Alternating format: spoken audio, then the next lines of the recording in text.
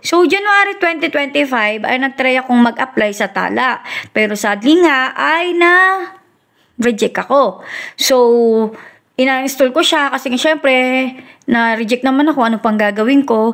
Pero naisipan ko mag-try ulit nung July. So, nung July nung nag-apply ako, good news naman dahil na-approve ako. At nagkaroon ako ng 1,000 credit limit sa kanila. So, since July ay nagkaroon na ako sa kanila ng loan na 5 times. Yung unang loan ko sa kanila ay natapos nung August, which is worth 1,500.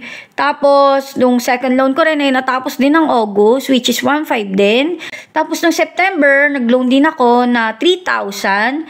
Tapos, September din ulit, nag-loan ako ng 3,500. O, so, 3,6,9, mga 10 na siguro to.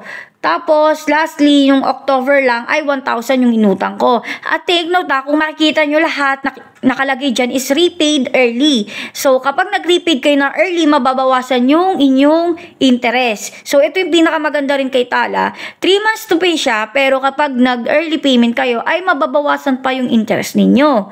So, ang tanong, magkano na nga ba yung credit limit ko dito sa Tala? So, kung makikita ninyo, ang credit limit ko dito ay 4,000. So, tumaas siya ng 3,000 simula ng July. So, ilang buwan na nakalipas? June, July, August, September, October, November. So, November na ngayon.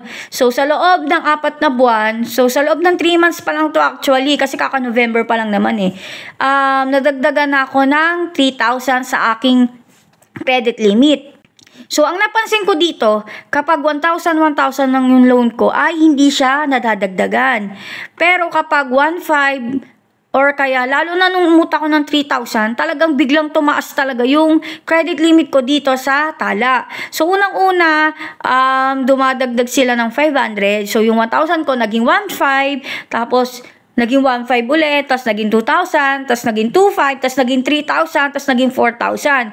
So, nung umutang ako ng 3,000 sa kanila, nadagdagan ng 1,000 yung credit limit ko sa kanila. So, imagine kung nagkaroon na kayo ng siguro credit limit sa kanila na malaki, 5,000, tapos inutang mo rin 5,000, tapos nabayaran mo pa ng early, ano kataas yung idadagdag nila sa limit ninyo dito sa Tala?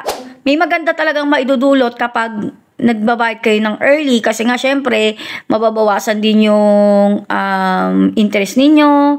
So, tataas talaga yung credit limit ninyo. Dadagdagan nila syempre, 'di ba? So, kung gusto niyo talagang tumaas, ay magbayad kayo sa kanila agad. So, hindi ko pa kasi talaga natatry na magpa-late payment sa kanila kasi nga gusto kong i-maintain yung good record ko sa kanila at mapataas pa lalo yung credit limit ko sa kanila.